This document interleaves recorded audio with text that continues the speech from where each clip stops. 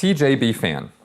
You seem to use the words psychology and psychiatry interchangeably, as if they mean exactly the same thing.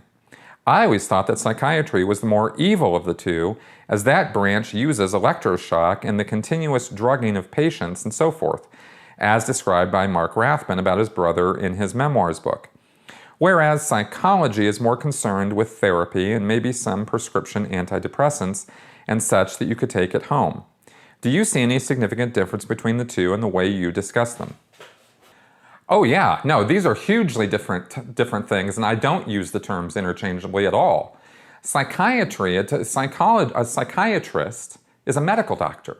He's gone to medical school, and then he did 4 more years of education in a psychiatric institution where she, I just say whatever, they get all this formal education and training in being a psychiatrist, which is a treater of mental illnesses and mental diseases and pathologies.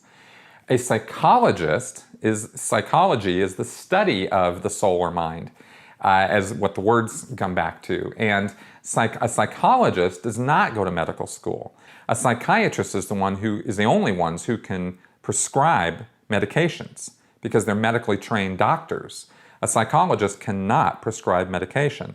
A psychologist can work in tandem with a psychiatrist, and often does, to have their patients or the people that they're counseling prescribed medications under the responsibility of the medical doctor or the psychiatrist. That's a huge difference between the two.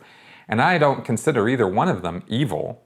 Of course, in the past, psychiatry was as barbaric as medicine in the past was barbaric.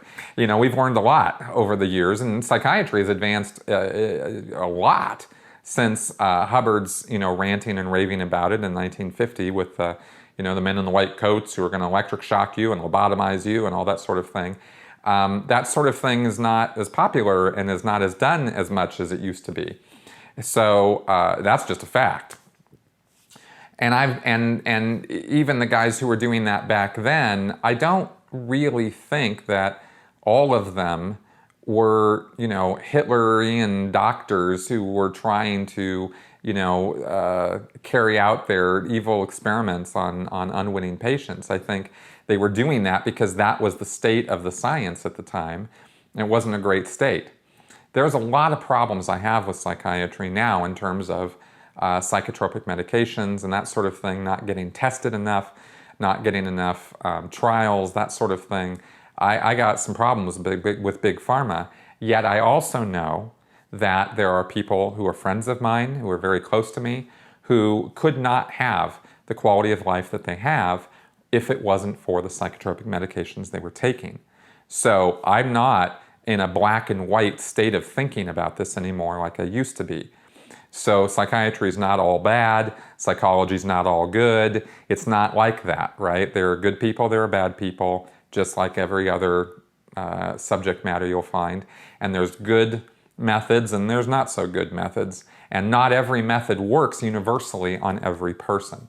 Some people respond very well to psychotropics, for example. Other people don't. And that's why I think more testing, more clinical trials, more research into this is definitely called for. But no, I don't use those terms interchangeably. I do understand that there's a difference between them.